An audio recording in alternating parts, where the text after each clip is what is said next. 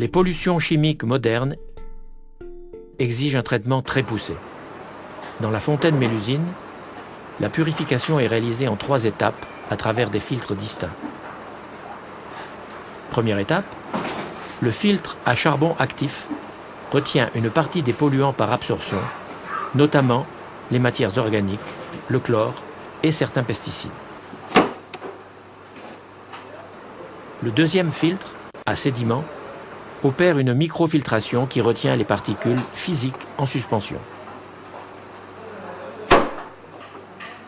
Troisième étape, l'osmose inverse, filtration d'une finesse de l'ordre du 10 millième de micron, élimine la totalité des éléments restants, bactéries, parasites, virus et minéraux dissous, ainsi que les résidus chimiques et radioactifs. Cette ultime filtration restitue à l'eau sa pureté initiale.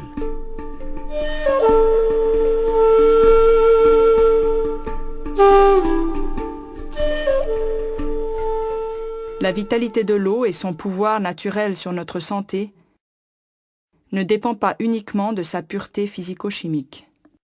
Les 2 molécules de gaz, hydrogène et oxygène, qui composent la molécule d'eau, sont reliées entre elles par des liens électromagnétiques. Ces liens assemblent aussi les molécules d'eau entre elles pour former des structures. La forme de ces structures, leur rythme et leur nombre sont déterminantes dans la qualité et l'importance de son dynamisme énergétique. Si la science n'a pas encore percé tous les secrets des comportements électroniques et moléculaires de l'eau, nous savons maintenant que c'est à ce niveau que réside sa vitalité et son pouvoir naturel de vitaliser notre organisme. C'est là que réside sa réponse aux besoins biologiques de notre corps. Après sa purification complète, la fontaine Mélusine effectue donc sur l'eau un processus de dynamisation en 3 étapes.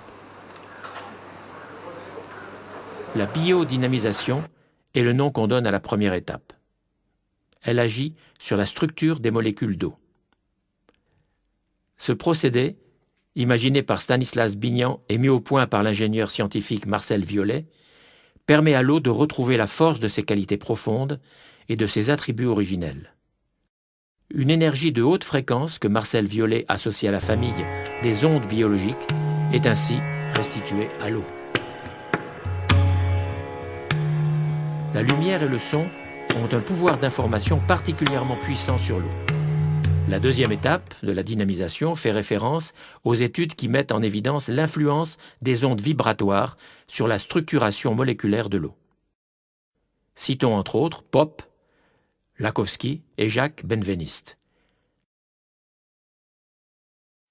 Dans la fontaine Mélusine, une information musicale diffusée en boucle module un rayon lumineux. Ce dispositif accroît la propagation de cette onde musicale et son empreinte dans l'eau du réservoir. Un dernier niveau de dynamisation est réalisé par l'enrichissement en oligoéléments. Une électrode d'argent plongée dans l'eau du réservoir y dépose une information colloïdale portant la signature vibratoire de ce métal. Cet oligoélément a été sélectionné pour son pouvoir bactéricide et de renforcement des défenses immunitaires.